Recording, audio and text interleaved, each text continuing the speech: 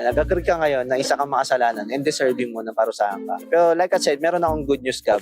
So mahaba na interview natin. Ang gusto ko itanong sa'yo, gusto mo pa bang marinig yung good news? Wait! Paano nga ba tayo umabot dito sa parte ng usapan na gusto niyang marinig yung good news, yung gospel? This is part 2 of Good Talks with G and Gabby.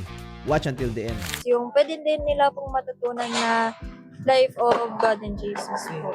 Kung meron ba mag-conduct ng ganon, magpa-participate ka ba either voluntary or as, listener too?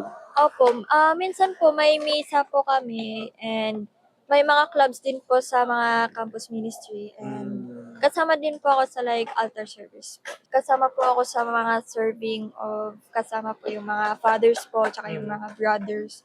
Tapos yung lalakad po sa gitna ng simbahan po or sa court po pag may misa po. Tapos parang tutulungan din po yung mga father po, yung sa mga bread po, yung sa mga Bible and yung sa wine po.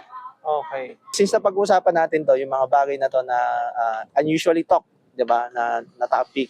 Napag-usapan natin yung life and death, yung goal mo in life, and then syempre yung mga nangyari sa school ngayon, and then syempre yung Bible. Pupunta tayo sa question ng tungkol naman sa life after death. So, in short, anong belief mo nangyayari sa isang tao pag namamatay siya? Naniniwala ka ba sa afterlife? Parang half-half lang po. Parang makagawa po kayo ng parang mabubuti pong gawain sa buhay niyo po. Parang mapapunta po kayo sa langit. Oh, so naniniwala ka sa heaven? Opo.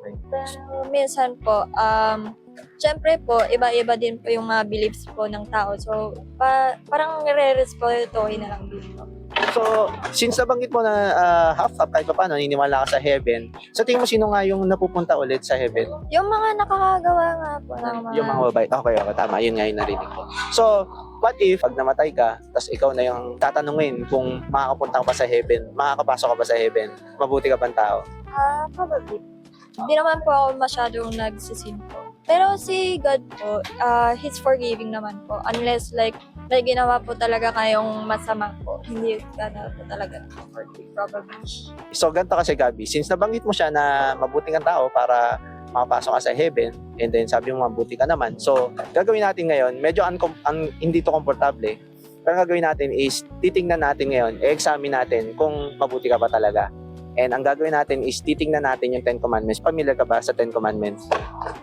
Nalilimutan ko na po. Okay lang. So, dadaanan na lang natin. So, yung pangsyam na utos, Gabi, sabi, huwag kang magsisinungaling.